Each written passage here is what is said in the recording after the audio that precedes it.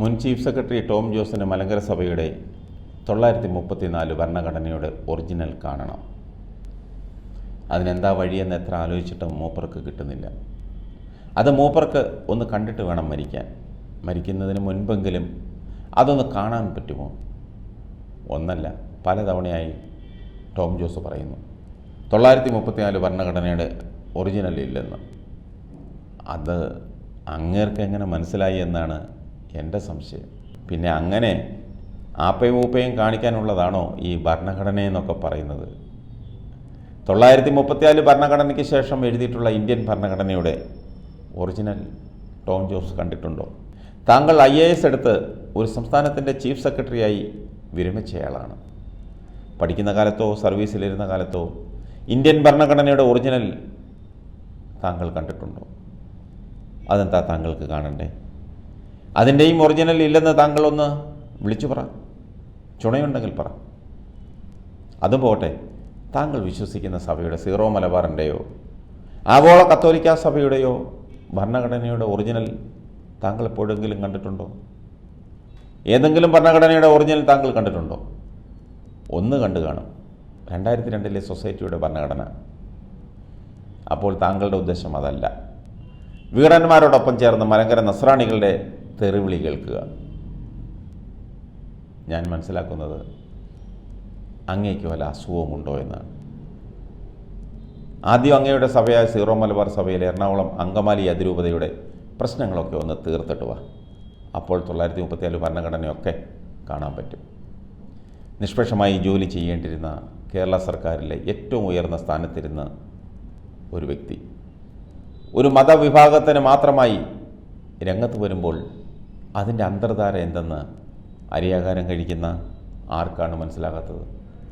വെള്ളം ചേർത്ത സെമിത്തേരി ബില്ലുണ്ടാക്കി കൊടുത്ത് വിഘടന്മാരെ ചെകുത്താനും കടലിലും ഇടയിലേക്ക് എറിഞ്ഞ വിദ്വാനല്ലേ അങ്ങ്? ഇപ്പോൾ കുഴിച്ചിട്ടിട്ട് പോകാം. യാതൊരു കർമ്മങ്ങളോ അനന്തരകർമ്മങ്ങളോ അസാധ്യമല്ലേ? വിഘടന്മാർ ചോദിച്ചു വാങ്ങിയ ബില്ലിന്ന് കാശ് കൊടുത്ത് കടിക്കുന്ന പട്ടിയെ വാങ്ങിച്ചതുപോലെയായി.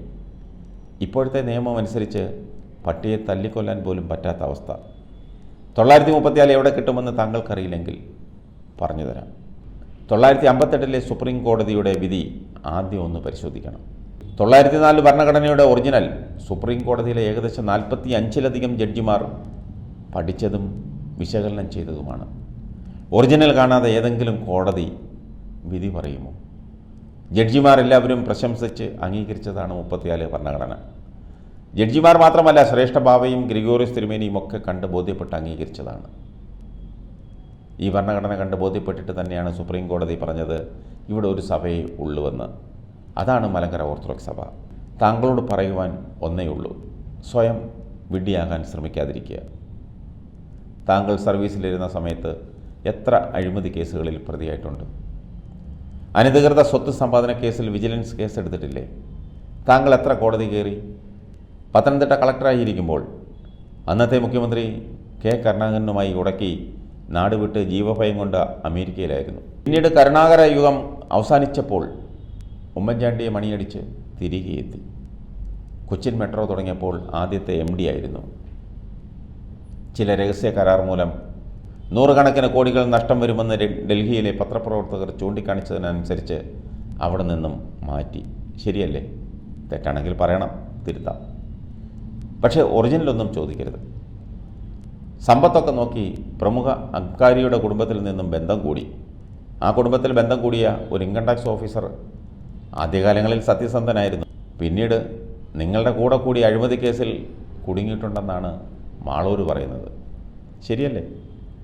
ഇത്രയുമൊക്കെ ആയ സ്ഥിതിക്ക് ഇപ്പോൾ ചൊറിയും കുത്തി ഇരിക്കുക അല്ലേ? സീറോ മലബാർ പാലാ വള്ളിച്ചിറ ഇടവകയിൽപ്പെട്ട താങ്കൾ ഒന്ന് പള്ളിയിൽ പോകണം, എന്നിട്ടൊന്ന് കുമ്പസാരിക്കണം. ആ വൈദികനോട് ചെയ്ത പാപങ്ങളൊക്കെ ഏറ്റുപറയണം. പുറത്ത് വന്നിട്ട് ആരും കാണാതെ ഒന്ന് പൊട്ടിക്കരയണം. അപ്പോൾ നിങ്ങൾക്ക് 934 ഭരണഘടന എവിടെ കാണാൻ പറ്റുമെന്ന് മനസ്സിലാകും. കുറച്ച് നാളായി തുടങ്ങിയതാണ് 934 ഭരണഘടനയുടെ ഒറിജിനൽ കാണണമെന്ന്. ആനയ്ക്ക് മതമിളകിയാൽ ചങ്ങലയ്ക്കിടാം, എന്നാൽ ചങ്ങലയ്ക്ക് മതമിളകിയാലോ